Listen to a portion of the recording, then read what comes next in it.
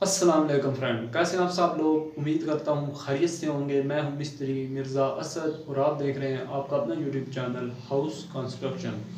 तो फ्रेंड्स, आज इस आम वीडियो में बात करेंगे कि सेम को किस तरह ख़त्म किया जा सकता है। हर तीसरे घर की दूसरे घर की ये प्रॉब्लम है कि दीवारों पर जो है वो सेम आ जाती है। लाखों रुपया वो जो है वो पेंट पर खर्च करते हैं, हज़ारों के हिसाब, लेकिन बाद में जो है सेम आ जाती है। वो सारा जो है उनका डिस्टेम्पर पेंट वगैरह जो है वो ख़राब हो जाता है।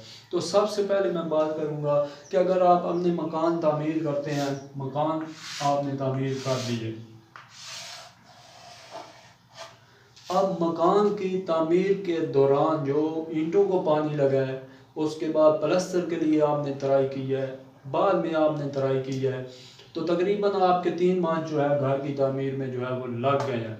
3 माह के बाद आपका प्लस्तर मुकम्मल हो गया है, आपने डायरेक्ट ऊपर डिस्टेम्पर मरवाना जो है वो शुरू कर दिया है। अब जो वो ईंटों में पानी था, ईंटों में जो सा पानी था जो उन्होंने जज़ब किया हुआ था, उसके बाद प्लस्तर ने जो सा पानी जज़ब किया हुआ था, वो कहाँ से निकलेगा। मतलब दीवारों से ही निकलेगा या मतलब छत के ज़रिए निकलेगा, किसी न किसी तरीके से तो उसने बाहर आना ही आना है। तो कोशिश करें कि जब आपके घर की तामीर मुकम्मल हो जाए, तो जब आपका प्लस्तर ठीक तरीके से सूख जाए, तब आप जो है वो डिस्टेम्पर वगैरह का जो है वो काम करवाएं। उसके बाद कुछ लोगों को हमने देखा है कि वो इतनी नीचे डीपीसी डालते हैं, उसके बाद बजरी में केमिकल यूज़ करते हैं, बुनियादों में केमिकल यूज़ करते हैं। बाहर से लोग जो हैं वो केमिकल लेकर आते हैं कि हमारी दीवारों पर सेम ना आए, लेकिन फिर भी सेम की शिकायत रहती है। इसकी ठीक वजह जो है, पक्की वजह मतलब इसकी जो आप कर सकते हैं वो ये है कि आप टाइलें अपने घर में लगवा लें। किचन में जहाँ पर सेम आ रही है वहाँ पर आप 5-5 या 6-6 फुट जो है वो टाइलें लगवा लें।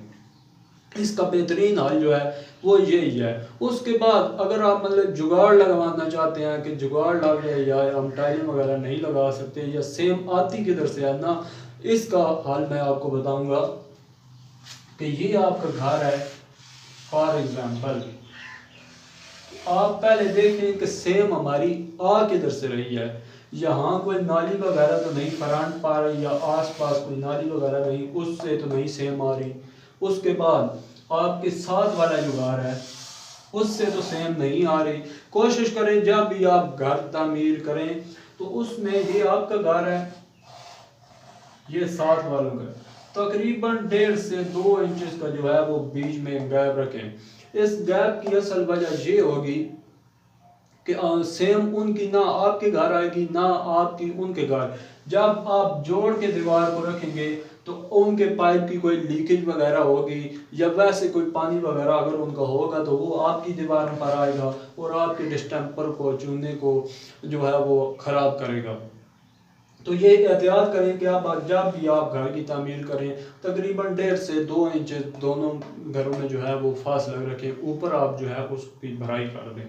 उसके बाद दूसरा ये कि आप अपने घर में देखें कि कहीं आपका कोई वाटर वाला कोई प्लम्बरिंग में कोई प्रॉब्लम तो नहीं है, कोई पाइप वगैरह तो आपका लीक नहीं हुआ हुआ या वहाँ से तो सेम वगैरह नहीं आ रही, पानी की लीकेज तो नहीं हो रही।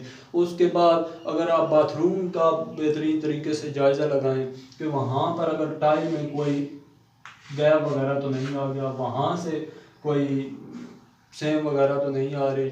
तो इस चीज़ का जो है वो अहम ख्याल रखें और डीपीसी का ज़रूर अपने घरों में जो है वो इस्तेमाल करें।